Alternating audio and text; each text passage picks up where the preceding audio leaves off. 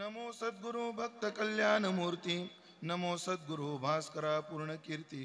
सेवेलागी सेवक झालो तुमच्या लागलो निज चरणा.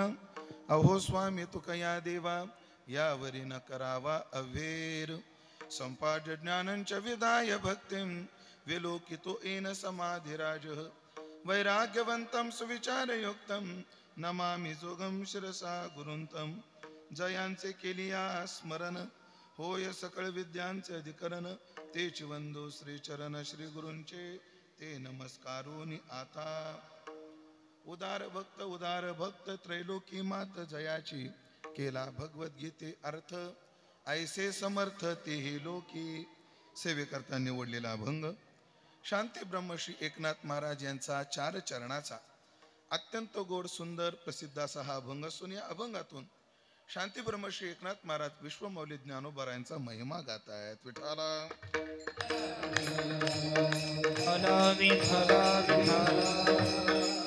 परम पावन क्षेत्र अलंकापुरी क्षेत्रात आपण सर्व भाविक मंडळी विश्वमौली विश्वसंत श्री ज्ञानोबा यांच्या 728व्या संजीवन समाधी सोहळ्याकरता आपल्या अंतःकरणात ज्ञानोबा विषयीचं असणारं प्रेम आणि आपल्यावर ज्ञानोबाचे असणारे उपकार या कृतज्ञता बुद्धीने निळामने जाणूने संत येती धावत प्रतिवर्षी आपण या अलंकापुरी क्षेत्रामध्ये येत असतो. आमचं भाग्य आहे की या वर्षी हा सोहळा करण्याचं भाग्य आम्हाला प्राप्त होत आहे. खरं ज्ञानोबाचा सोहळा पाठीमागे झाला आणि पुढेही होत राहणार आहे.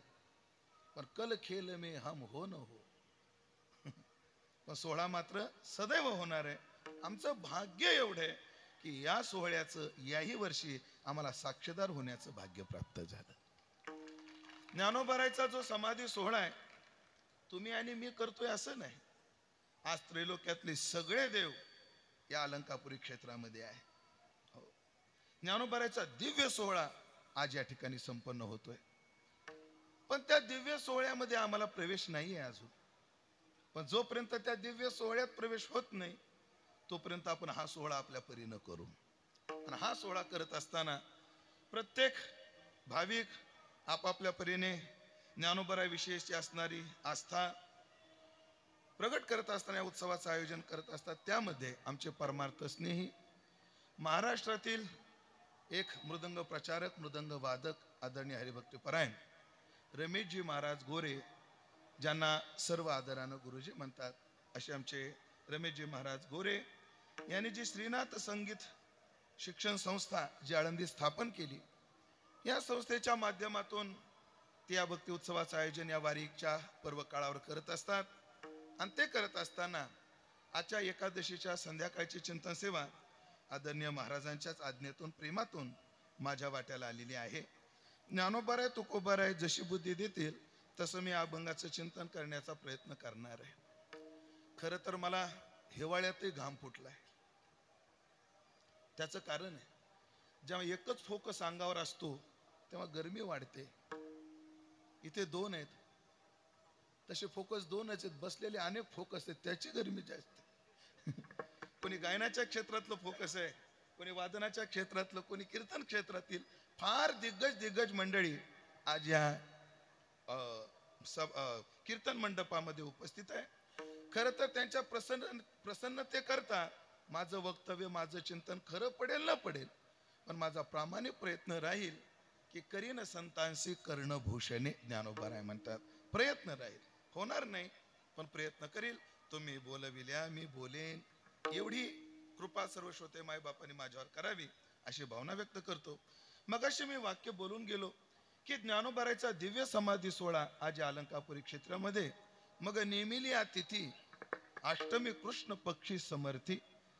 कृष्ण पक्षातल्या अष्टमी तिथीपासून तर नामामणी चतुर्दशी अमावस्येच्या दिवशी एवढा दिव्य सोहळा अष्टमी ते अमावस्या इथे करण्याकरता सर्व देव गंधर्व यक्ष किन्नर सर्व आज या नगरीमध्ये उपस्थित आहेत. तो दिव्य सोहळा आहे पण त्या दिव्य सोहळ्यात आम्हाला प्रवेश नाही. कशावरून नाही? कारण आज या भूमीमध्ये मग अष्टदिशा व्यापुनी तीर्थे राहिले स्थानी स्थानी. त्रैलोक्यातले तीर्थ आज ज्ञानोबाच्या समाधी सोहळ्या करता आहेत. आम्हाला ते तीर्थ दिसत नाही. का दिसत नाही? कारण अजून आमच्या त्या दिव्य सोहळ्यात प्रवेश नाही. या अलंकापूर क्षेत्रामध्ये सनकादिकाचा मंत्र घोष आज चालू आहे. सनकादिकी मंत्र घोष केला विधीपूर्वक 5 दिवस, त्यांचा मंत्र घोष चालू आहे. पण तो मंत्र घोष आमच्या कानावर येत नाही. काय येत नाही? कारण अजून त्या दिव्य सोहळ्यात आमचा प्रवेश नाही.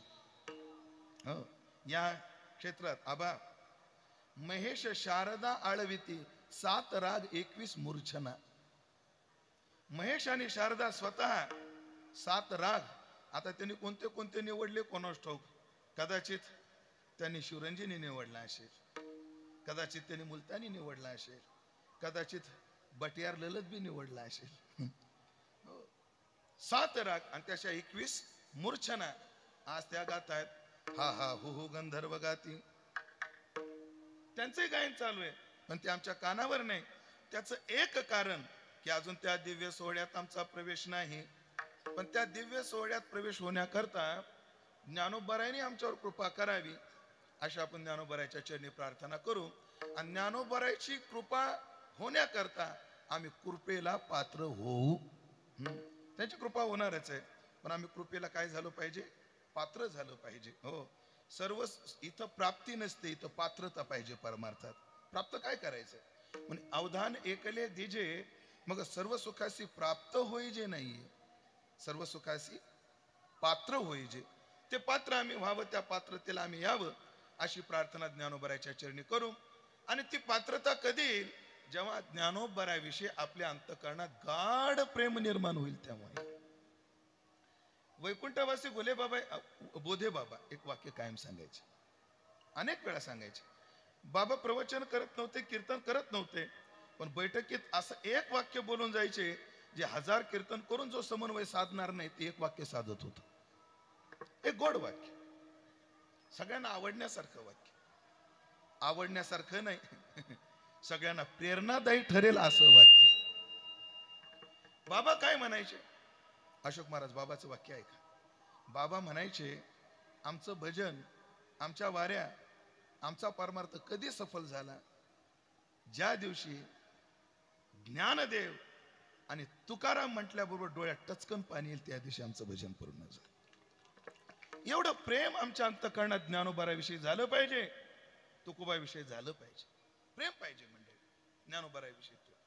खरं सांगू, तुकोबाराचं एक प्रमाण आहे, ते मला बऱ्याच वेळा असं बोचत राहतं हृदयाला. तुकोबराय म्हणतात, तुका म्हणे ज्ञान दिमाकाची भन बहु भीतो जानपणा. कधी कधी अति शहाणेपणा सुद्धा प्रेमाच्या आडवा येतो. तुकोबरायचं प्रमाणच देतो पूर्ण. चला, तुकाराम महाराज म्हटले, बहु भीतो जानपणा आडनयो नारायणा. नारायणा जान ज्ञान आडवं येत नसतं, ज्ञानपणा. सोपं बोलू का? शहाण होणं हा दोष नाही, शहाणपणा करणं दोष आहे. तसं जाण अडचण नाही, जानपणा अडचणीचा आहे. याला मी भीतो. का भीतो? कारण प्रेम पाण्याच्या आडवा येणारा तो जानपणा आहे. फक्त देवा एक करा, बहु भीतो जानपणा आडनयो नारायणा. घेईन प्रेम पाना भक्ती सुख निवाड. प्रेम पाना भाववृद्धिंगत झाला पाहिजे, ते प्रेम निर्माण झालं पाहिजे. आपलं ज्ञान आपल्याला नडतं महाराज कधी कधी. हो, खरं तर आम्ही हुशार व्हायला पाहिजे होतं, पण आपण चाबरे झालो. 3 कॅमेरे, 4था तोही प्रयत्न करतोय तरी सांगतोय. आपण काय व्हायला पाहिजे? परमार्थ करून हुशार व्हायला पाहिजे होतं, पण आपण हुशार नाही झालो, आपण चाबरे झालो. विठाला विठाला. वारकऱ्याचा भाव काय आहे का ज्ञानोबरायाविषयी? मी अनेक वेळा तो प्रसंग सांगितलेला आहे, कदाचित काही मंडळींनी तो ऐकलाय असेल. हे ज्ञानोबरायाची पालखी, आपलं नामदेवाची पालखी पंढरपूरवरून मार्गस्थ होते पौर्णिमेला आणि अष्टमीला इथे आळंदीला. आम्ही त्या दिंडी सोहळ्यात चालत असायचो. तर ती दिंडी अष्टमीला येते. मी राहिलो कराडकरांच्या मठामध्ये. तर अष्टमीला संध्याकाळी हैबत बाबाच्या समोर कराडकरांचा जागर असतो, आजही आहे. आणि तो जागर किती ते किती? रात्री 12 ते सकाळी 7. किती म्हणलो मी? 12 ते 7. आणि बसून नाही, मधातच बिड्यांच्या जे जया पाहिजे ते आहे रे, असलं नाही. उभं राहू. 7 तासाचा जागर. आणि आमचा मुक्काम असायचा पुण्यात लष्करला. लष्कर वरून नामदेवाच्या सोहळ्यात पायी चालत यायचं आणि आल्यानंतर रात्री 12ला उभं राहून सकाळी 7 पर्यंत तो जागर करायचा. बरं नाही आता पोरग आहे बाबा, इतक्या दूरून चालून आलंय, पोरगा अजून बारीक आहे, म्हणजे तेव्हा मी बारीकच होतो ना, ह्याला झोपू देऊ अशी दयामाया तात्यांनी नाही दाखवली कधी आम्हाला. कारण तात्या काय म्हणायचे, त्यांना जर कोणी म्हटलं ना, अहो ते पोरग कधीच गाताला बिना घेऊन उभे, बसू द्या ना, तात्या म्हणायचे बोलू नका, मला उमेश वाढवायचा नाही, मला उमेश घडवायचा आहे म्हणायचे.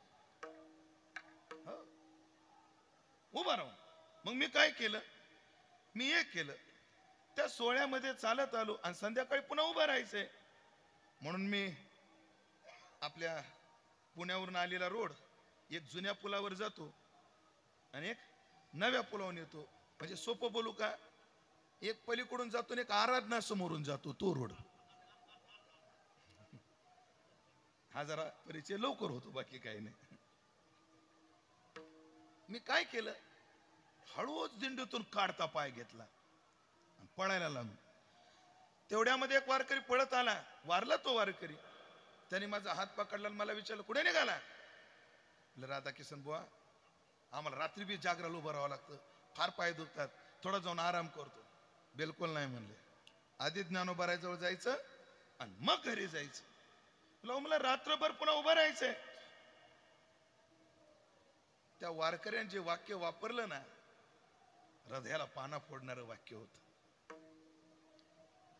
सोमनाथ महाराज तो वारकरी मला म्हटलं, अरे म्हणले आपला ज्ञानोबा आहे ना, निमायचं लेकरू आहे म्हणजे, आणि निमायचं लेकरू कोणाची वाट पाहत असतं म्हणे, आधी निमायच्या लेकराला भेट आणि मग घरी जा म्हटले. काय भाव आहे हो महाराज. आणि यांच्या भावना बोथट झाल्या, मेल्या तर मुळीच नाही, पण बोथट सुद्धा झाल्या नाही. सध्या आमच्या डोळ्यात ज्ञानोबा म्हटल्यावर पाणी येतं फक्त कीर्तनात, आणि ते का आमच्या स्वभावाचं दर्शन होण्याकरता नाही, आमच्या वक्तृत्वाचं प्रभावाचं दर्शन दाखवण्याकरता होतं.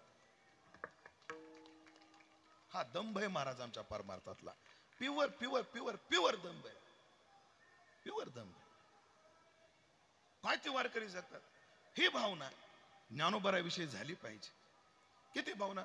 गुलाबराव महाराज माधानकर दोन्ही डोळ्यांनी अंध आहेत, महापूजेला बसले म्हणजे त्या संवेदना त्यांनी किती, त्या म्हणजे ज्ञानोबारायच्या आणि आपल्या संवेदनाचं तादात्म्य किती संवेदनशील होतं महाराज. हो महाराज सेन्सिटिव्ह म्हणतो आपण, त्या संवेदना किती तरल केल्या होत्या त्या मंडळीने. गुलाबराव महाराज माधानकर पूजेला बसले, महापूजा करत होते, आणि त्यांच्या बाजूच्या माणसाच्या हातामध्ये अंगठी होती. हातात काय होती, अंगठी.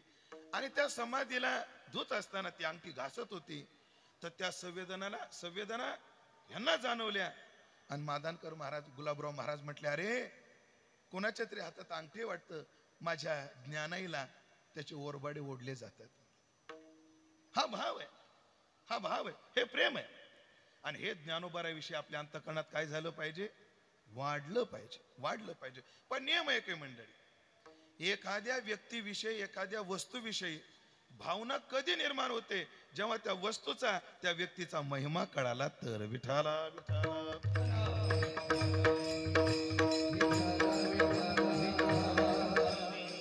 माझ्या प्रस्तावनेचा हा एक अंग जर असलं तर अजून एक अंग आहे. परमार्थामध्ये क्रिया फलद्रूप ठरत नाही, परमार्थामध्ये भाव फलद्रूप ठरतो. माझ्या पदरचं प्रमाण नाही, तुकाराम महाराज म्हणले तीर्थी भाव फळे. तीर्थी काय फळे, तीर्थात फळ कशाला आहे, तीर्थी क्रिया फळे तीर्थी येणे फळे तीर्थी भाव फळे. तीर्थात आल्यानंतर भावनेला फळे, येण्याला आणि क्रियेला नाही. आणि मग परमार्थामध्ये जर भाव वाढायचा असेल तर, ज्ञानोबाराविषयी प्रेम वाढायचं असेल तर, अंतःकरणातला भाव वृद्धिंगत व्हायचा असेल तर, आम्हाला ज्ञानोबाराचा महिमा कळायला पाहिजे. कारण महिमा कळाल्याशिवाय भाव वाढत नसतो. महिमा कळावा लागतो. हे जर आले ना तर मंडप पुरत नाही. हा महिमा कळाल्याशिवाय भाव वाढत नाही. विठाला विठाला विठाला. महिमा, महिमा शब्दाचा अर्थ आहे महत्व भाव. महिमा हा वस्तूच्या ठिकाणचं मोठेपण, ह्याला काय म्हणतात? महिमा. दास याला एक उदाहरण देत असतो. उदाहरण व्हॉट्सअप पुराण मधले, नवीन लॉन्च झालेलं पुराण आहे. व्हॉट्सअप पुराणवर लय गोड वाचलं होतं की काय, हे पोरगा स्टेशनवर पेन विकायला बसला. पेन विकायला बसला. पेन विकायला बसला. Pen pen pen pen 5 lakh झाला 2, 5 लाख झाला 2. जमते का? म्हणजे उद्या हे बंद पडलं तर असं ऑप्शनला आपली स्टेपनी लोक यायचे. का रे कितीला दिला पेन? मालक 5 लाख. 5 लाख? हो म्हणे 5 लाख 10चे 2, 10चे 3 दे. लोकांना गरीबाला पाडून मागायची लई घाण सवय. डॉक्टरला म्हणेल तेवढे, वकिलाला बोला की म्हणेल तेवढे, महाराजाला आपलं पुढे झालो म्हणेल तेवढे. त्या गरीबाजवळच काय पडतो कोणास ठाऊक. त्यातली त्यात पाडून मागण्याच्या बाबतीत ह्या मुख्यमंत्र्याच्या लाडक्या बहिणी लय उरपाट्या काळजाच्या. बाबा बाबा बाबा. महाराज मी कानाला खडे लावले, देवदयानं बायको नाही म्हणा, पण मी आईसोबत सुद्धा कधी शॉपिंगला जात नाही. एकदा आमच्या आईला घेऊन गेलो मी, चटया घ्यायच्या. ती गाडीतून चटया दिसल्या आमच्या आईला. मला म्हणे महाराज आपल्याला चटया घेऊ. गाडी थांबवली, उतरलो. आमच्या आईने त्या चटईवाल्याला विचारलं, का रे कितीला दिली चटई? तो मला माताजी 400 को 1. आमची आई म्हणली 300च्या 2 दे. मला का झाशीची राणी लक्ष्मीबाई तिच्यानंतर तुझीच हिंमत म्हणलं, बाकी कोणाची हिंमत होणं शक्यच नाही. 300. पण विशेष सांगतो, त्याने 87 4 दिले. विठ्ठला असं तात्पर्य आहे का मंडळी? पाडून मागणे. ओके, गंमत म्हणून एक बाई छत्री घ्यायला दुकानात गेली. काय दादा कितीला दिली छत्री? मावशी 100 रुपयाला. लुबाडायला बसला म्हणली. 50ला दे. माय 50त काय येतं? सकाळी सकाळी आले तू, जाऊ दे 80ला घे. मग 40ला दे म्हणली. अगं माय काय तू डोक्यावर पडली का काय? 40ला बरं राहू दे. तू 50ला म्हणली ना, 50ला घे. मग 25ला दे. ते दुकानदार म्हणला 25 तरी कायला देते, फुकट नाही ना. म्हणली 2 दे. मग पट्या काजेस पाडून मागण्याच्या बाबतीत ते पोरग पेन विकत होत. 10चे 2, 5चा 1. गिराईकच लागेल. समोर एक सोनार होता. तर का रे बाळा शाळेत जात नाही? जातो म्हटलं. आज गेला नाही? जायचे पण शाळेच्या फीचे पैसे जमा करतोय म्हटले. का रे? आई वडील कोणी नाही, मला मायबाप नाही, आणि ठरवलंय सावकार भीक मागून जगायचं नाही, थोडं जगायचं पण स्वाभिमानानं जगायचं, स्वतः कमावून. अरे मग पेन काय विकत नाही? ते म्हणे काय करू सावकार? म्हणे 5 रुपयाला जर विकला तर मला कशा तरी 1-1.5 रुपया पडतो. हे लोक 10चे 3 मागतात, मला काही शिल्लकच राहत नाही. बरं किती आहे फी? 5000. चल म्हणले दुकानात. त्याच्याकडचा एक पेन घेतला. ज्या वेलवेटच्या मैरबीमध्ये ब्रासलेट गंठण ठेवलं जातं त्याच्यात त्यानं पेन ठेवला. जो तो येऊन विचारायचा, का हा पेन इथं कसं काय ठेवला? कुठे ठेवला? का तो सामान्य पेन आहे काय? म्हणजे काय विशेषता आहे ह्या पेनची? म्हणजे हा तो पेन आहे, जेव्हा भारत स्वतंत्र झाला त्याची लिखापडी याच पेननं झाली. बाबा बाबा तुमच्याकडे कसं काय आला? गेलतो म्हणे लंडनला, तिथून आणला. हो मला जुन्या वस्तूचा संग्रह करायची आवड आहे, तेवढा पेन मला द्याल का? वाटायला काय म्हणलं, विकत द्या. नाही नाही बाबा विकायला नाही, द्या राव. शक्य नाही, द्या राव असं नका करू. बर काय महाराज, ताणल्याशिवाय बी रेट वाढत नाही. आला फोन, हो म्हणलं की रेट नाही वाढत. तिथं भेटा, परवा फोन करा. सुभाष महाराज बरोबर आहे ना? खर तर सोमनाथ महाराज आपल्या धंद्यात लोकांना सांगू नये, पण आता क्षेत्रात काय हरकत आहे, परिवार आहे आपलं. चांगलं पाहिजे, त्याचा नियमच आहे शेतकऱ्याचा, गावरान नियम आहे. गाजर असतात ना, गाजर ते गाजराला जर गोडवा यायचा असेल तर त्याला आधीच 1 महिना पाणी ताणावं लागतं, तेव्हा गोडवा येतो. विठाला विठाला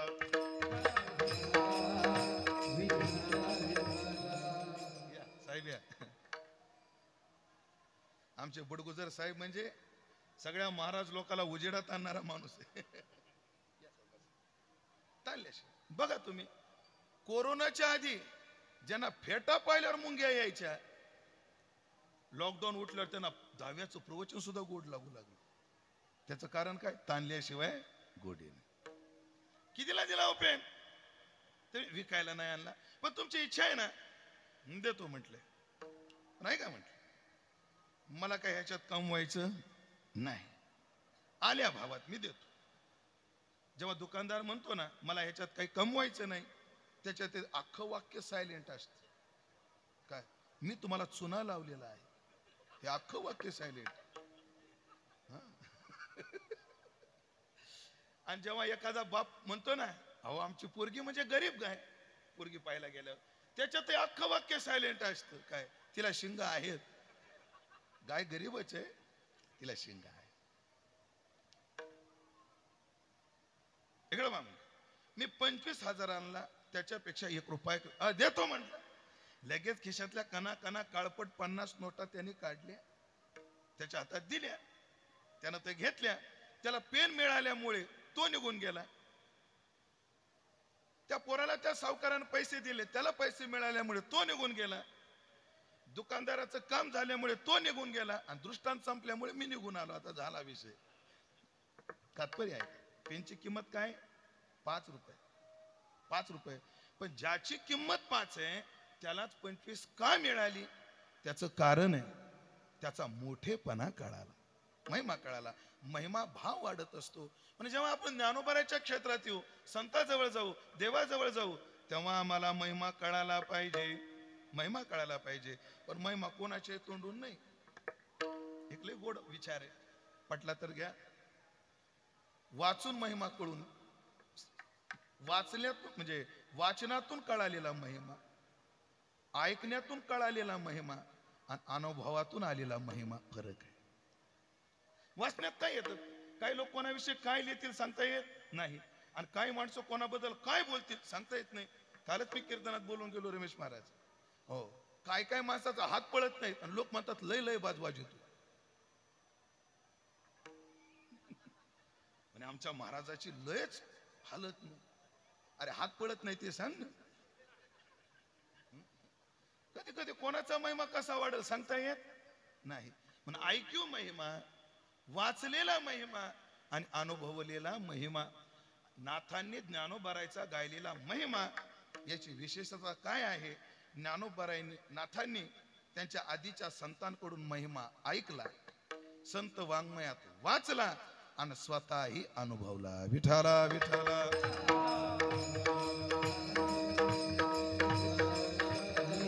कुंडली कमरदा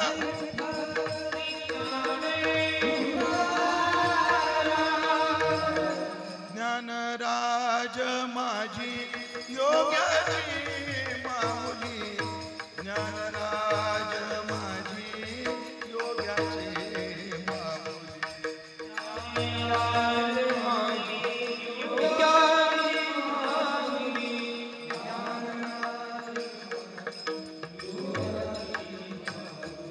ज्ञानराज माझी योग्याची माऊली, ज्ञानराज माझी योग्याची माऊली, राज माझी ज्ञानराज माझी योग्याची माऊली,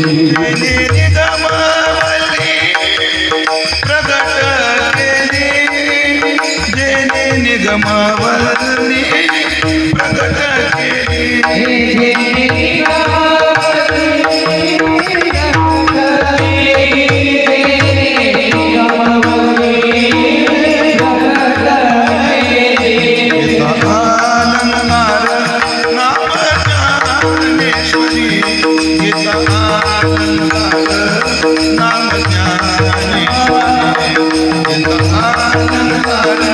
नाम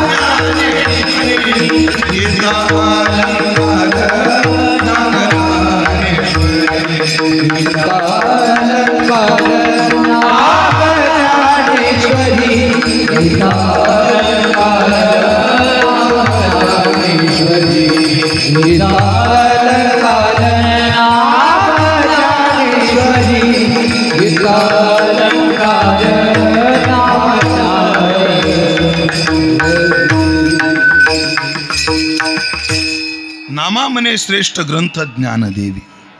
ज्ञानोबराचा महिमा नामदेवरायाकडून ऐकला, नामदेवराच्या वाङ्मयात वाचला. ज्ञानदेव मंगलमुनी सेवा करी दासी जनी, हाच महिमा जनाबाईच्या वाङ्मयात वाचला. आणि या सर्व संतांच्या वाङ्मयातला वाचला, पूर्वसरीच्या संतांकडून ऐकला. आणि एवढंच नाही, ज्ञाथांनी ज्ञानोबराचा महिमा अनुभवला. हो, समाधी झाली 12व्या शतकात. आणि ज्ञानेश्वरी जर अशुद्ध झाली, जुन्या काळात प्रिंटिंग प्रेस नव्हत्या, हातानं लोक लिहायचे. आणि मग लोक लिहिता लिहिता आपले मनाचं त्यात टाकायचे. म्हणून ग्रंथ काय झाला होता? अशुद्ध झाला होता. महाराज, प्रिंटिंग मिस्टेक काय अडचणी येतात, म्हणजे आता एवढं प्रगल्भ असून सुद्धा अडचणी आहेत. ते काय झालं, आमच्या 4थ्या वर्षाला आम्हाला धर्माचे पालन करणे पाखंड खंड ना भंग होता. तर मग मी टाचन काढलं होतं. एक मला, महाराज मला तुमचं टाचन पाहिजे. घे बाबा, कारण साधू का गेट और पेट बड़ा होना चाहिए. साधू का गेट और साधू का पेट बड़ा होना चाहिए. त्याचा अर्थ काय? साधूचं पोट एवढं मोठं पाहिजे, सगळ्याचे गुणदोष पोटात घालता आले पाहिजे. आणि साधूचं गेट मोठं पाहिजे, सगळ्याला तिथं प्रवेश पाहिजे, सगळ्याला प्रवेश पाहिजे. लगे जय धर्माची वाट मोडी अधर्माशी शिग चढे, तै आम्हा येणे घडे स्वरूप स्थिती. नाथाचं वचन हे माझ्या टाचनात लिहिलेलं होतं. जय धर्माची वाट मोडे अधर्माशी शिग चढे, तै आम्हा येणे घडे स्वरूप स्थिती. त्यांनी माझी वही लिहिली, त्याची झॉरॉक्स केली, पण ते शिग चढेवर शाई पडली थोडीशी. आणि तो कीर्तनात असा आवेशाने म्हटला, जय धर्माची वाट मोडे अधर्माशी शिंग चढे. धर्माची वाट मोडे अधर्माशी शिग, पण त्या शिवर काय पडला? त्या शिवर शाई पडल्यामुळे सगळी शीत झाली. अडचणीत आला बघा तो. लय कठीण काम झालं ते. जय धर्माची, आता असं तर तेव्हा कसं. तो ग्रंथ अशुद्ध झाला. आणि ऐकलं का, ज्ञानोबरायला सुद्धा तो शुद्ध करण्याकरता जे पात्र व्यक्तिमत्व सापडलं, जे विभूतिमत्व सापडलं, ते म्हणजे एकनाथ महाराज आहेत. स्वप्नात गेले नाथाच्या, नाथा आजान वृक्षाची मुळी कंठाशी लागली. माझ्या कंठाला लागली, येन काढ. नाथ आले. नाथाने समाधीचा शोध लावला. ऐका बरं मंडळी, ह्या सगळ्या संतांच्या समाध्या ना काही काळाच्या ओघामध्ये लोप झाल्या होत्या. निवृत्तीनाथाच्या समाधीचा शोध ज्यांनी लावला, त्याच्यात आता 2-3 प्रकाराने ते पाटील बाबा झोपळकरही सांगतात. काही केदार बुवा कराडकरांचे नाव घेतात. ह्या वारकऱ्याने शोध लावला. तिथे एवढ्या समाध्या झाल्या होत्या, काहीच्या काही. बरं, ते लक्ष नव्हते. हो, समाधी त्र्यंबक शिखरी मागे शोभे ब्रह्मगिरी. लक्षण काय पाहिजे? त्र्यंबक शिखरात पाहिजे, आणि पाठीमागं काय पाहिजे? ब्रह्मगिरी पाहिजे. तिथे गेले तर ब्रह्मगिरीच्या समोर एवढ्या समाध्या, त्यांना काहीच कळेना. आणि त्या वारकऱ्याने अनुष्ठान केलं. इतिहास भुसारे महाराज अनुष्ठान केलं. आणि अनुष्ठान केल्यानंतर ऐका बरं, ऐका, एक लहान पोरगी आली म्हणतात. परंपरेने सांगितलं जातंय, एक लहान पोरगी आली. आणि त्या लहान पोरीने विचारलं, का हो तुम्ही दादाची समाधी शोधताय का? हो, थांबा मी दाखवते. आणि त्या लहान पोरीने हात धरला आणि या समाधीवर ही दादाची समाधी म्हणते अदृश्य झाली. ती मुलगी म्हणजे साक्षात मुक्ताई होती. आणि ज्ञानोबरायची समाधी जी कालोगामध्ये लुप्त झाली होती, नाथांनी याच पिंपळाखाली, आता आपण जातो ना मंदिरात 3 पिंपळ आहेत. हा सुवर्ण पिंपळ आहे, त्या कोपऱ्यातला रक्षपाळ पिंपळ आहे, आणि एक नागपाराचा पिंपळ आहे. तर त्या पिंपळाखाली नाथाने अनुष्ठान केलं. तो नंदी माझारी देखील पाव. आणि प्रवेश घेऊन ज्ञानोबराशी चर्चा करून, म्हणजे ज्ञानोबरायला त्यांनी अनुभवलं. मला एवढंच म्हणायचं होतं. म्हणून वाचलेला महिमा, ऐकलेला महिमा आणि अनुभवलेला महिमा, हे सगळं पाहून नाथाने काही अभंगामध्ये ज्ञानोबरायचा स्वभाव सांगितला, काही अभंगात प्रभाव सांगितला. 2 प्रकार पडून येतात ज्ञानोबरायच्या महिमा सांगण्यामध्ये. महिमा किती प्रकारचा? 2 प्रकारचा. ज्ञानोबरायचा स्वभाव महिमा, हा ज्ञानोबरायचा प्रभाव महिमा. काय प्रभाव आहे, काय स्वभाव आहे? आधी स्वभाव सांगतो. स्वभाव काय आहे? कृपाळू उदार माझा ज्ञानेश्वर, कृपाळू उदार माझा ज्ञानेश्वर, कृपाळू उदार माझा ज्ञानेश्वर, कृपाळू उदार माझा ज्ञानेश्वर, कृपाळू उदार माझा ज्ञानेश्वर, कृपाळू उदार माझा ज्ञानेश्वर, कृपाळू उदार माझा ज्ञानेश्वर, कृपाळू उदार माझा ज्ञानेश्वर. दया नमस्कार वारंवार, दया नमस्कार वारंवार, न पाये याची कुळाचा विचार, न पाये याची कुळाचा विचार.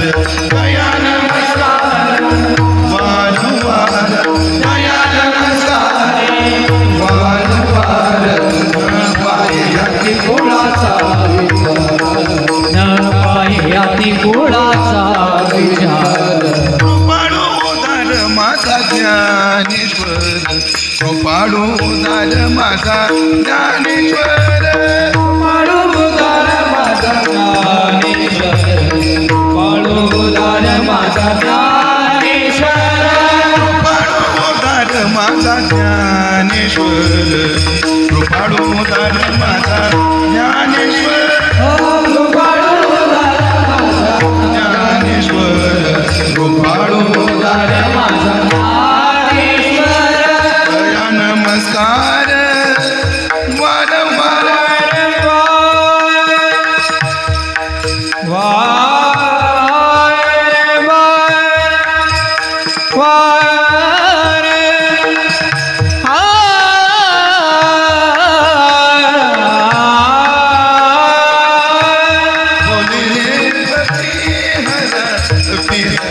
बोले रे पपी हरा हरा, बोले रे पपी हरा, बोले रे पपी, बोले रे पपी, बोले रे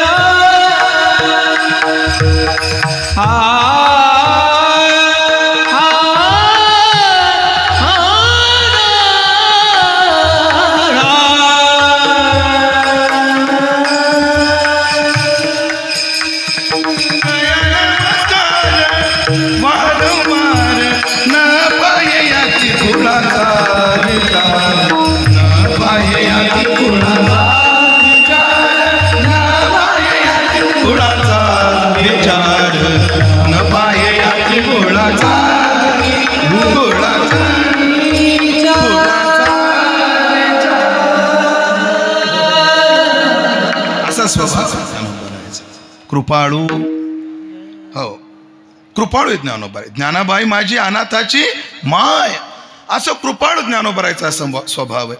हो किती कृपाळू आहे. कधी कधी मला माझाच प्रश्न पडतो, बाकी तुम्हाला पडतो की नाही मला माहित नाही. आता तुमच्यासारख्या सज्जनाला पडेल अशी मला अपेक्षा नाही, पण मला पडतो. ज्ञानोबाराने का बरं आम्हाला एवढं जवळ केलं असेल? विठाला विठाला. उत्तर एकच पडतं, आमची लायकी नाही, ते कृपाळू आहेत. विठाला विठाला. स्वभाव लय महत्वाचा असतो. काय असतं, काय काय लोकांच्या प्रभावानं माणसं जवळ येतात पण स्वभावानं दूर जातात. हो, म्हणलं का हो तुम्ही त्या महाराज सोबत लय फिरत होते. महाराज त्यांचं कीर्तनच ऐकावं म्हणे. अरे काय एक शब्द लय गावराने बोलू का नाही मला प्रश्न पडायला लागलाय. सुनील भाई बंद होते का?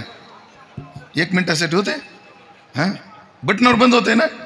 काय करू महाराज, त्या माणसाचं कीर्तन लय भारी हो. स्वभाव कुत्र्याचा भूतच येत म्हणतो. एवढ्याला ऐकायला आलं. ऐकायला आलं. माझं बोलणं मोठं आहे का तुमचे कान चाबरेत काय माहित आता ते झालंय. असं काय काय माणसं प्रभावानं जवळ येतात पण स्वभावानं निघून जातात.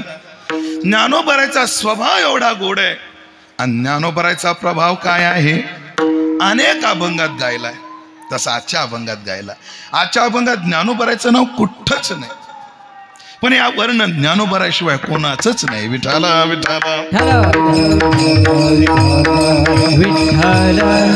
का बरं हे हा अभंग ज्ञानोबराकडेच लावण्याचं प्रयोजन काय तर आपल्याला ह्याचं सगळी चिन्ह 3ऱ्या चरणात सापडतात. आधी सरळ सरळ उदार भक्त सगळेच भक्त उदार आहे. त्रैलोक्य माता जयाची. त्रैलोक्यात सगळ्याचीच प्रसिद्धी आहे.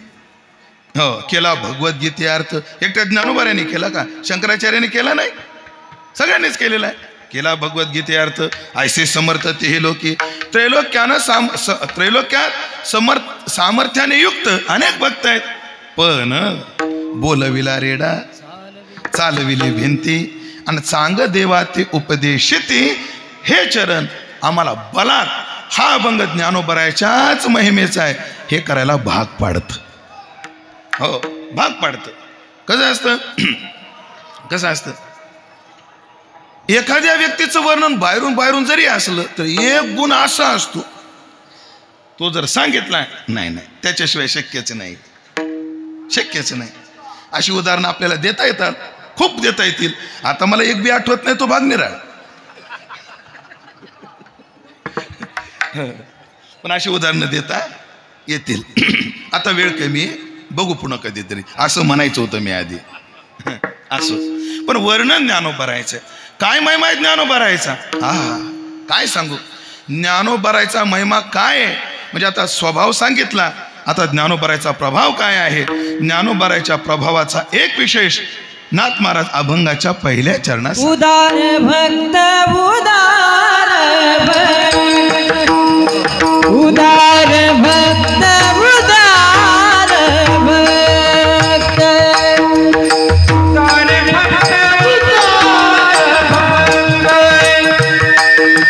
उदार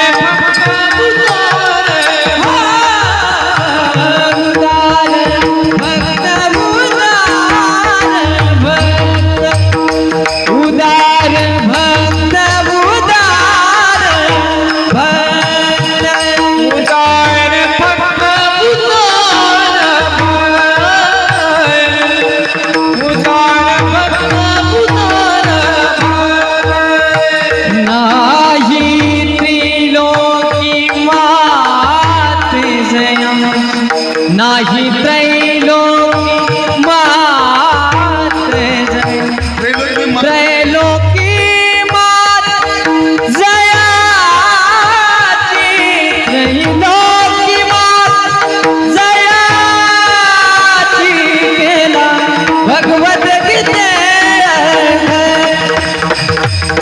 केला भगवद्गीते त्रैलोकी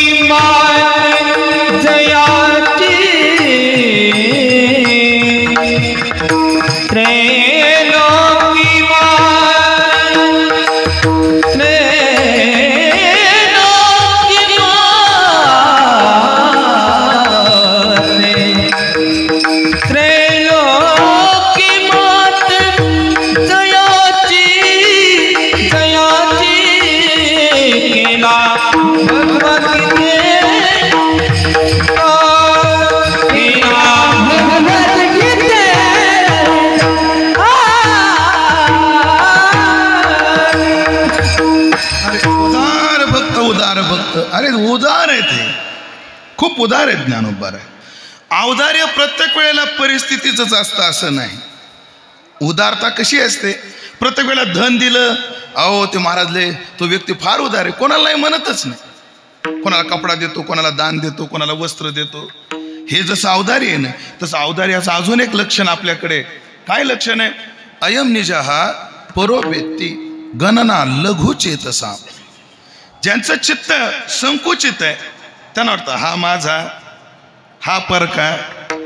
सध्याच्या काळात जरा तापलेल्या वातावरणात हा आमच्या जातीचा, हा परक्याच्या जातीचा, हा ओपन, हा ओबीसी चालेल सध्या जे.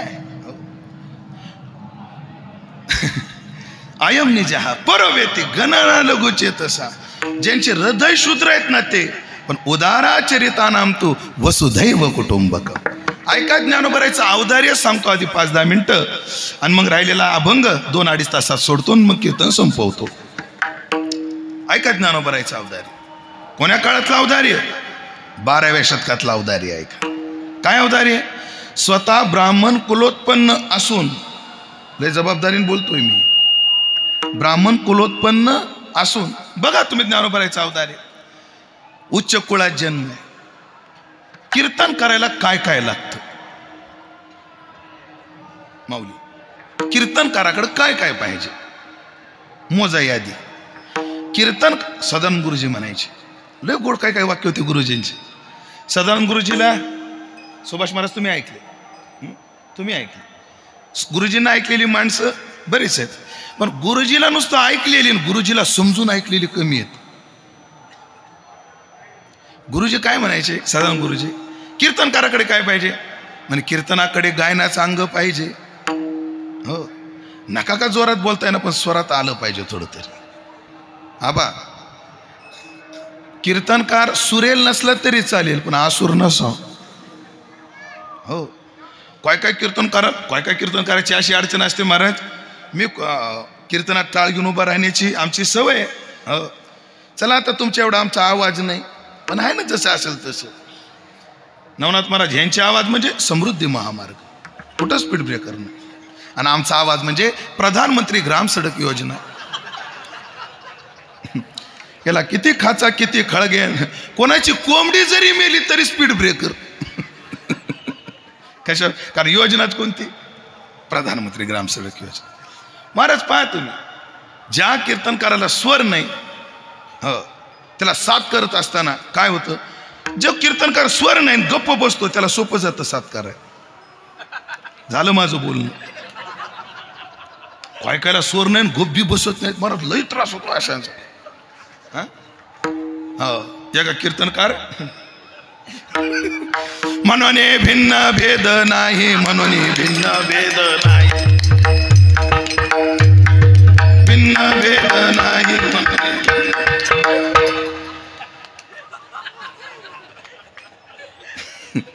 हे बसवायला मला 8 दिवस प्रॅक्टिस करावं लागली. आता काय सांगू, हे असं आडवं टाळ वाजून म्हणायला किती दिवस प्रॅक्टिस करावं लागली?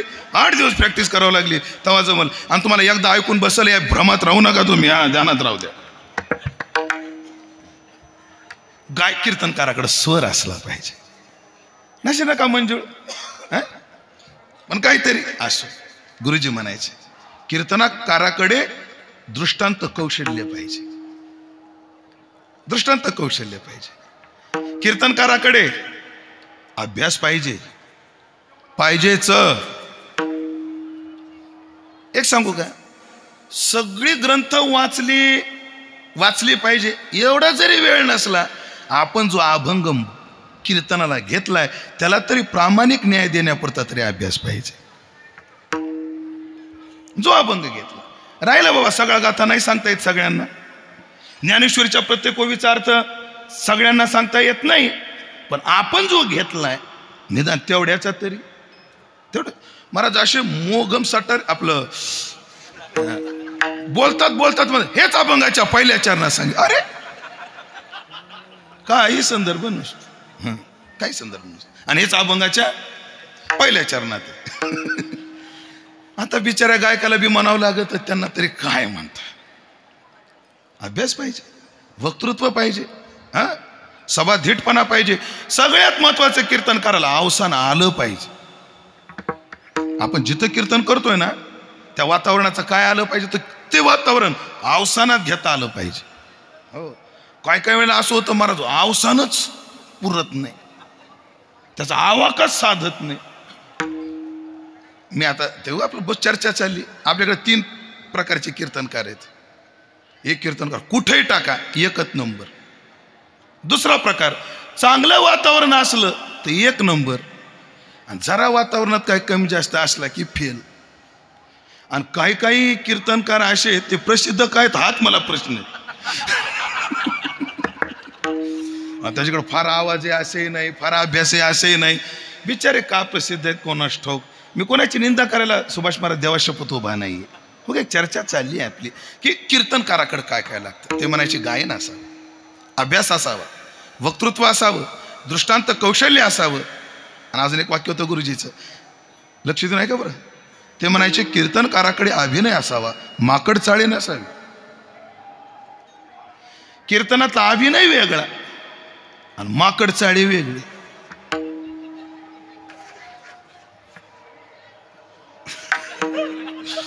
कामापुरता हा, अरे काय एवढंच बघ.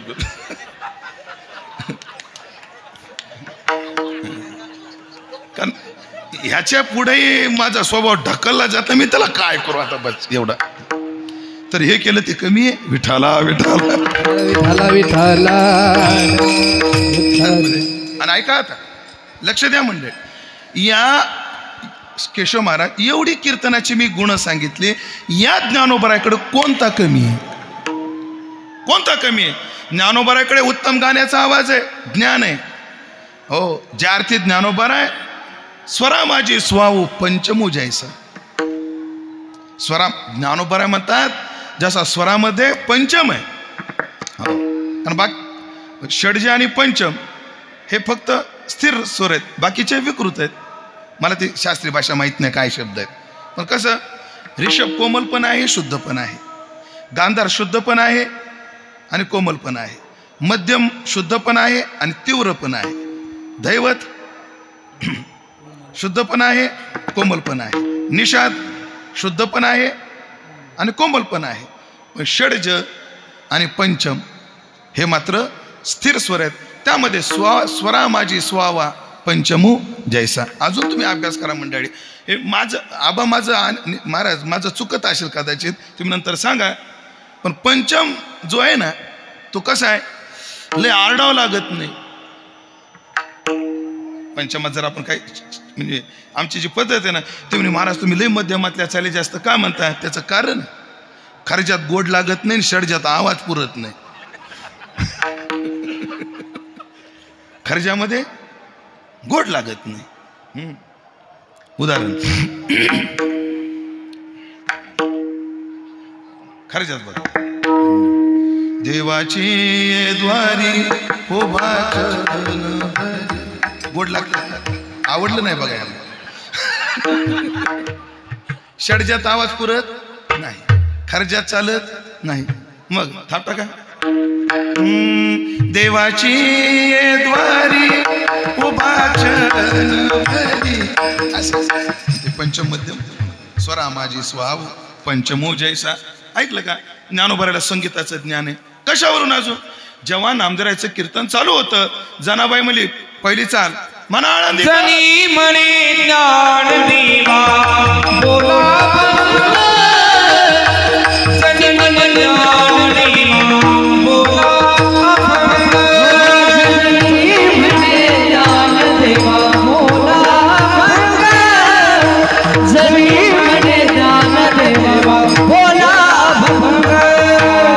ज्ञानोबा मागुनी तुकाराम, ज्ञानोबा मागुनी तुकाराम, ज्ञानोबा मागुनी तुकाराम,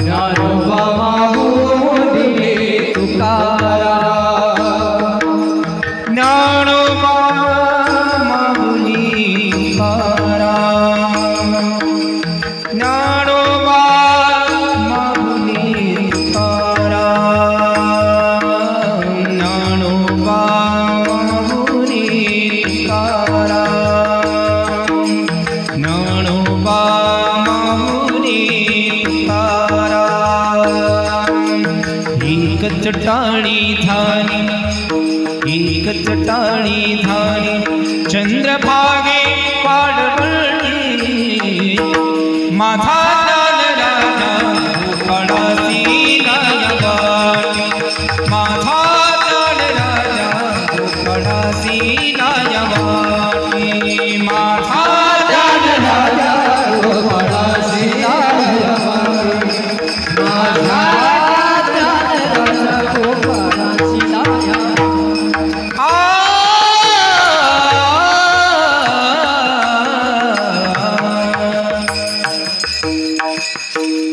नामदेव कीर्तन करी पुढे देव नाचे पांडुरंग जनी म्हणे ज्ञानदेवा बोला अभंग म्हणा.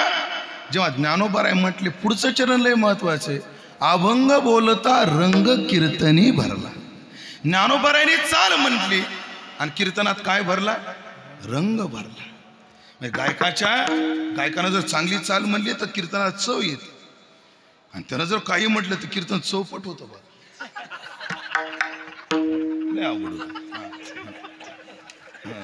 चव आणायची का चौपट करायचं ते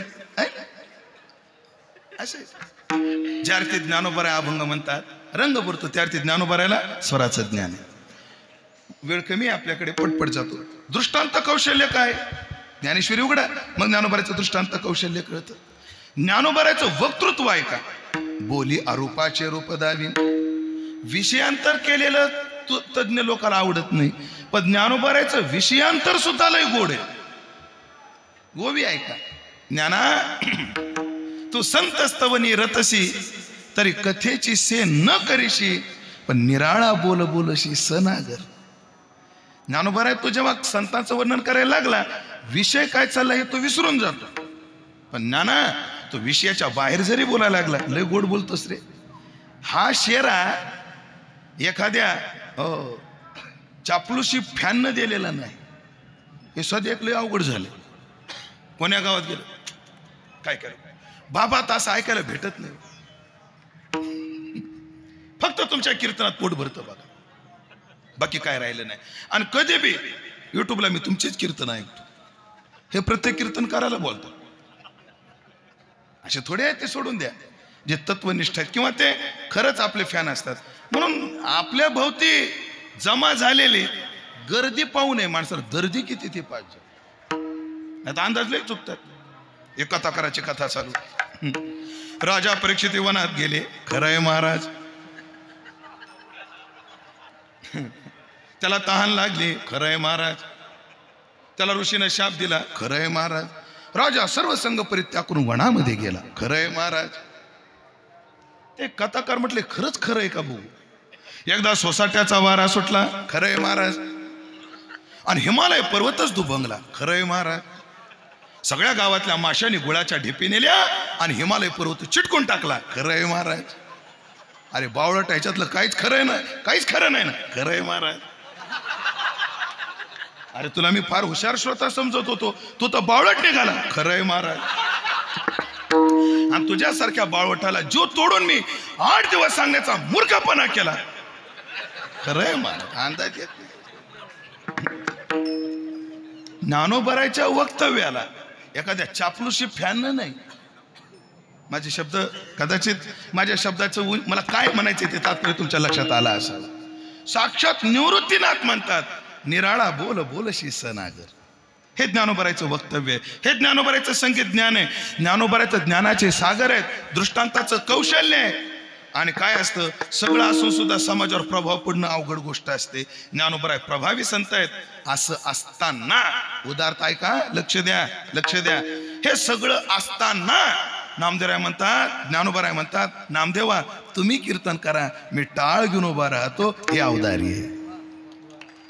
हे अवधारी आहे.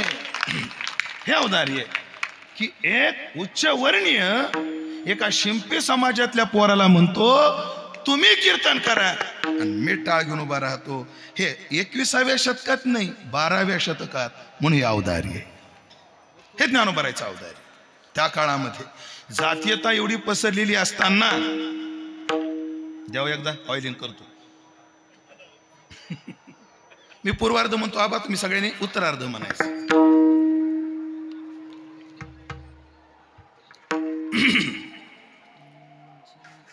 नाही, तुम्ही जेवढ्या जिज्ञासानं बघायला लागले तसं काही नाही बरं. उगा फाजीला अपेक्षा करू नका माझ्याकडून, मी अडचणीत येतो. आमुचे माडियाची जात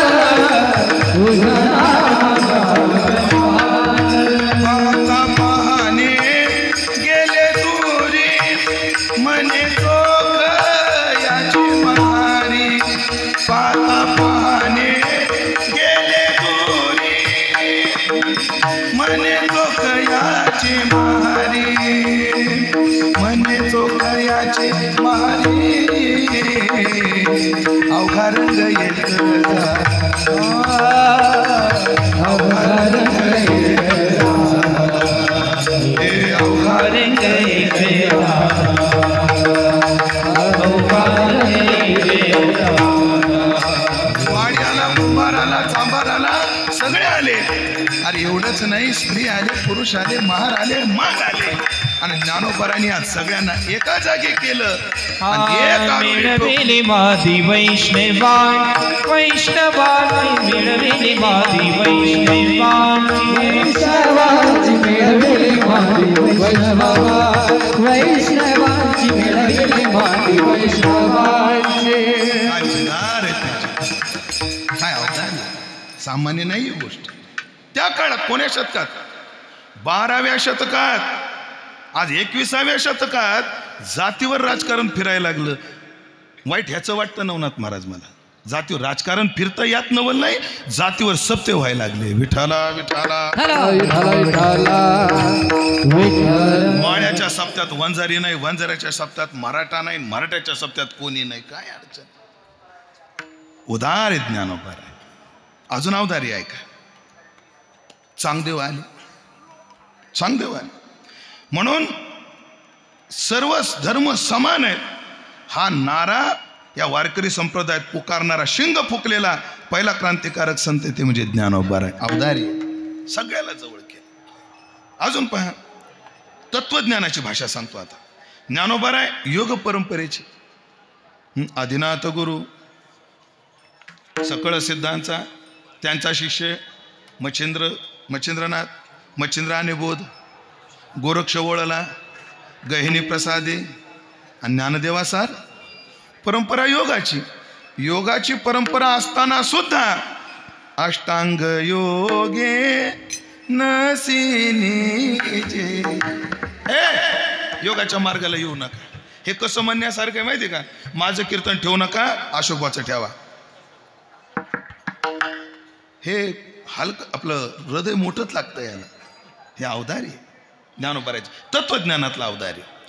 हरिहराचा भेद मिटवला, अवधारी ज्ञानोबारायचं. ज्ञानोबारायचं अवधारी एकच सांगतो, 1400 वर्षाचा योगी शरण आला, तर ज्ञानोबा सध्या काय माहिती काय, असे लोकांचे स्टेटसला काय, आमदाराला मी माळ घातली, अरे त्यानं किती माळ घातली, त्याला मी माळ घातली, उगाच चिड येते मला. आणि भांडवल करतात, तो काय करतात भांडवल, हा माझा शिष्य, तो माझा शिष्य. ऐकायला नाही आलं ना, तेच बरं, तेच बरं. हा माझा शिष्य, तो माझा. ओढाताण चालली माणसाची शिष्य करण्याच्या बाबतीत, तुझ्या वाट्याला जास्त का माझ्या वाट्याला जास्त. असे काही कीर्तनकार आहेत, किती माळकरी होतील माझ्या हातानं तर तुमच्या गावात येतो. अरे पोरं आपल्या संग येईना तर जाऊ दे, आता काय बोलायचं, पोरं आपल्यासोबत येत नाही हा म्हणण्याचा माझा अधिकार नाही, म्हणून मी विषय सोडून दिला. उद्या कोणी म्हणा तुला आहे का, मग बोलतो काय आला. पण 1400 वर्षाचा योगी शरण आला, ज्ञानोबाला स्वतः अनुग्रह देता आला असता, पण नाही. मुक्ताई तू अनुग्रह दे. एवढा 1400 वर्षाचा शिष्य 7 वर्षाच्या पुरीकडे द्यायला हृदय मोठं लागतं. उदार आहेत माझे ज्ञानोबा, उदार भक्त, उदार भक्त. भरपूर झालं, आता 8 तासावर येतो. त्रैलोक्य मात जयाची. ज्ञानोबाची कीर्ती फक्त या लोकात नाहीये, आमची कीर्ती एवढी तुटपुंजी आहे महाराज, एवढी तुटपुंजी आहे. हो, मी अनेक वेळा तो प्रसंग तुम्ही ऐकलाय असे. ते माझं नाशिकला एकदा खासदाराकडे कीर्तन झालं, त्यांनी मला मुंबईला सोडायला 1.5 कोटीची गाडी दिली. किती? 1.5 कोटीची. पण मी ड्रायव्हरला म्हटलं, अरे ट्रॅफिकमध्ये अडचण येईल, तुम्हाला कासारा रेल्वे स्टेशनला सोड, ट्रेननं प्रवास जलद होईल. गाडीपेक्षा कृष्ण महाराज मुंबईचा प्रवास कशाने जलद होतो? ट्रेन. सोड म्हणलं, त्याने सोडलं. रेल्वेत चढलो, मला कोणीच जागा दिली नाही.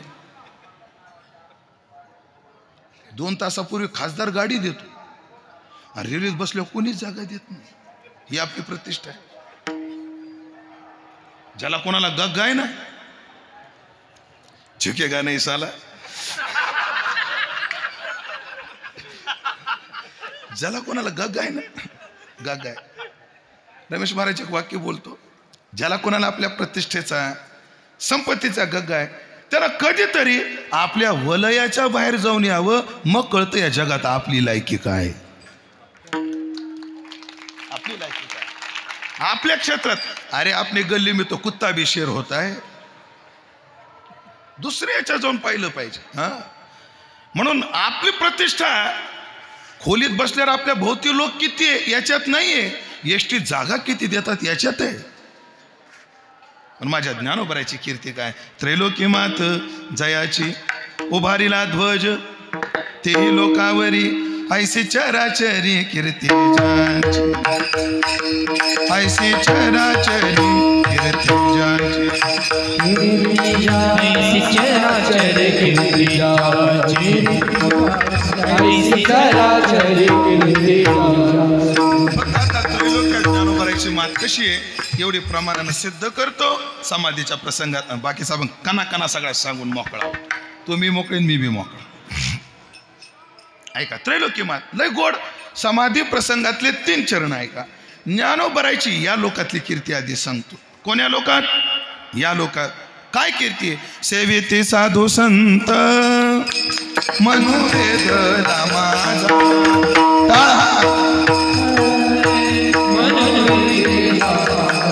सेवेते साधू संत मनोवेद माझा,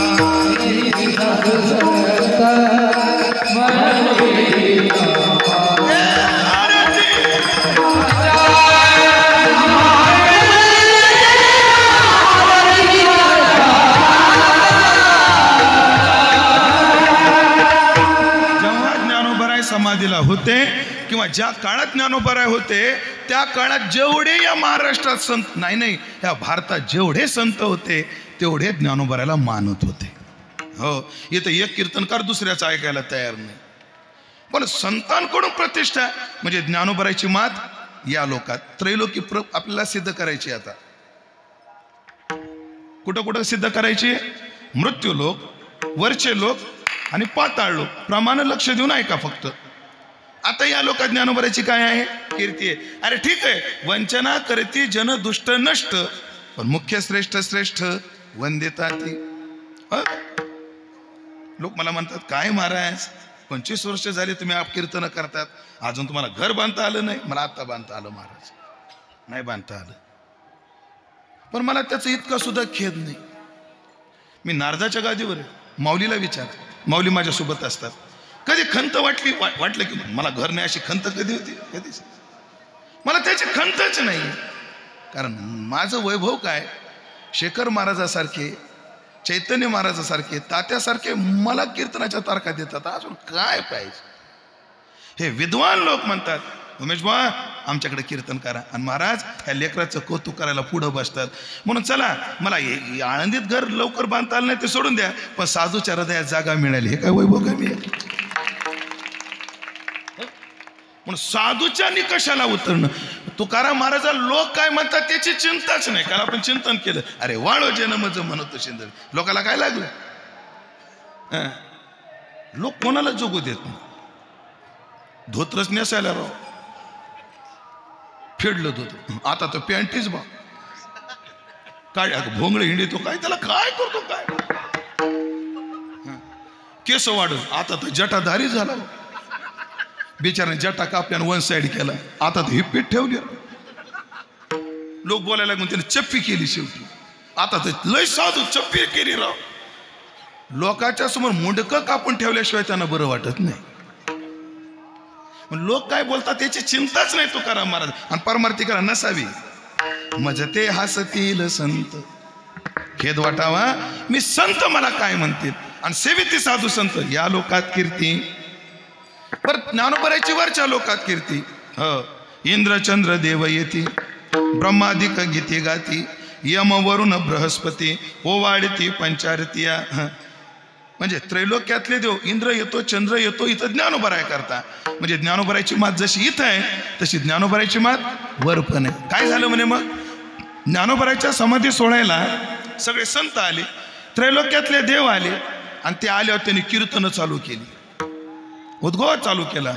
तुमच्या जीवावर आरडतोय आता थोडासा, तुम्ही मदत करा. असं कीर्तन चालू झालं, ज्ञानोबरायचं वर्णन चालू झालं, आणि मोठ्याने वारकरी म्हणायला लागले, माऊली ज्ञानेश्वर जय, माऊली ज्ञानेश्वर महाराज की जय, माऊली ज्ञानेश्वर महाराज की जय. असं वरच्या मजल्यावर जर आरडाओरडा झाला तर खालचे लोक म्हणतात, वर नेमकं काय चाललंय? निकाल काय एकतर्फी लागलाय का काय? ऐसा रंग स्थिरावला, ऐसा रंग स्थिरावला, ऐसा रंग स्थिरावला, ऐसा रंग स्थिरावला. जय जयकारे घोष केला, जय जयकारे घोष केला, जय जयकारे घोष केला, जय जयकारे घोष केला. चौपदा मोठेला पाताळीचा ऐसा रंग स्थिरावला, जय जयकारे घोष केला. असं मृत्यू लोकात चालू आहे सगळ्यांचं. त्याने चवकला उठीला पाताळीचा शेष. तो पाताळातला शेष दचकला. अरे काय आरडाओरडा चाललाय, काय आरडाओरडा चाललाय. पण मोठी माणसं एकदम येत नाहीत. तिने आधी कानोसा घेतला, नेमकं काय चाललंय. आणि मग त्याच्या लक्षात आलं, ऐकोनी विष्णू कीर्तन. काय चाललंय मृत्यू लोकात? महाविष्णूचा अवतार सखा माझा ज्ञानेश्वर. ऐकोनी विष्णू कीर्तन, तयासी आले पै स्पुंदन. मग उच्चारित रामकृष्ण मृत्यू लोकाशी आला. सहस्त्रवदन स्तुती करी, हरे नमस्कारिले हरी, वाहुनी तुळशी मंजिरी, ज्ञानदेवा पूजिले, त्रैलोकी मात जयाची. अशी मात आहे. काय केलं, काय केला? भगवद्गीते अर्थ. ज्ञानोबरांनी भगवद्गीतेचा अर्थ केला. म्हणजे का हो, त्यांनी एकटाच केला? आधी शंकराचार्यांनी केला, शंकरानंदांनी केला, मधुसूदन सरस्वतींनी केला का त्यांनीच केला का? नाही म्हणजे त्यांनी केला, पण हा जरा हटके, हा जरा हटके. काय विशेषता या अर्थामध्ये? एक शब्द पूर्वग्रह दूषित.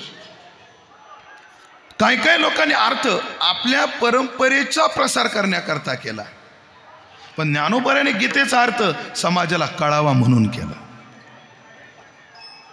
काय काय लोक काही गरज नसते असे जाड जाड शब्द वापरतात. त्या ज्ञान शलाखेतला ती ज्ञान शलाखा जेव्हा साधकाच्या हृदयामध्ये प्रदीप्त होत असते तेव्हा नेत्रातून निघणारा तो प्रकाश. लोक कोण बिचारे दिवसभर ऊस तोडला आणि संध्याकाळी बसले.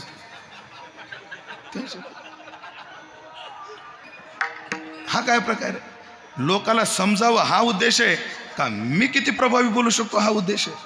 पण अन्याने ज्या टीका केल्या ना, माझी परंपरा माझं तत्वज्ञान काय प्रभावी आहे हे सांगण्याकरता केल्या. माझ्या ज्ञानोबरायांनी माझा प्रभाव पडावा म्हणून नाही, लोकाला गीता समजावी म्हणून अर्थ केला. भगवद्गीते अर्थ ऐसे समर्थ ते हे लोकी, असा त्रैलोक्यात समर्थ माझा ज्ञानदेव. काय केलं?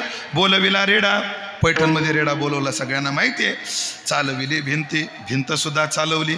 चांग देवा प्रती उपदेशिती, चांग देवाला उपदेश केला. एका जनार्दनी समर्थ ते भक्त, असे ते समर्थ भक्त आहेत ज्ञानोबराय. देव त्यांचा अंकित दास होय. आता देव त्यांचा कसा दास होतो त्याला एक प्रमाण सांगतो, पण ठोबारुकमाई केल्यावर तुम्ही उठणार नाही ना. तर सांगतो, नाही तर आत्ताच घेऊन सगळं उरकून घेतो. बरं आत्ताच सांगतो, जाऊ द्या. कारण तुमचा काय भरोसा नाही. हो, तुम्ही चिवडा खाता कोणाला, बटणं कोणते दाबता, काय भरोसा आहे तुमचा? फक्त ह्याच बिचाऱ्या खाल्लेल्या मिठाला जागल्या. ह्या म्हणल्या ज्याचं खावं मीठ त्याचं करावं नीट, आहे ना मावशी? पण तुम्हाला एक सांगायचं आहे मला, दरवर्षी वारीला येताना, पुढच्या वर्षी येताना 12 हप्त्यातला 1 हप्ता रमेश महाराजा करता आणायचा. वर्गणी सोडून, वर्गणी सोडून 1 हप्ता कोणाला द्यायचा? रमेश महाराजाला. रमेश महाराज त्याचं काय करतील? वारकऱ्याला जीव खाऊ घालतील, तुमची राहण्याची सोय करतील. म्हणून वर्षातला 1 हप्ता रमेश महाराजाला द्यायचा. नाही महाराज, रमेश महाराजाला नाही द्यायचं आम्हाला. राहिलंय तुमच्या भागात जी गोशाळा असेल त्या गोशाळेला द्या. नाही महाराज, आम्हाला गोशाळेला द्यायचं नाही, एखाद्या मंदिराला द्या. नाही महाराज, आम्हाला मंदिराला द्यायचं नाही. बरं कीर्तन झाल्यावर मी थांबवतो, मग करता काय? पण याद राखा लाडक्या बहिणीनं, तुम्ही जर 1 हप्त्याचा दान धर्माला जर केला नाही तर माझा शाप लागल तुम्हाला. आळंदी क्षेत्रात शाप देतो. ब्रह्मचारी माणूस आहे, लय वंगाळवाणी बघा. शाप लागन माझा शाप. आणि शाप काय माहितीये का बा? तुम्ही जर दान धर्म केला नाही ना, योजनाच बंद पडेल बघा. ध्यानात राहू द्या तुम्ही, सावध व्हा.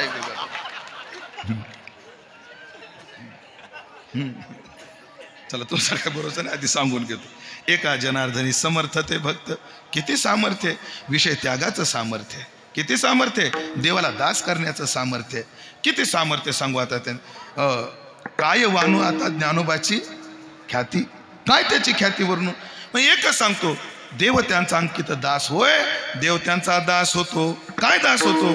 दरवर्षी आळंदीला येतो. कोण? देव. दरवर्षी सगळी आळंदीची स्वच्छता करतो. कोण? देव. दरवर्षी येऊन ज्ञानोबाच्या समाधी करता मंडप देतो. कोण? देव. दरवर्षी येऊन पंक्तीची व्यवस्था करतो. कोण? देव. प्रमाणे कोण करतो? रमेश महाराज.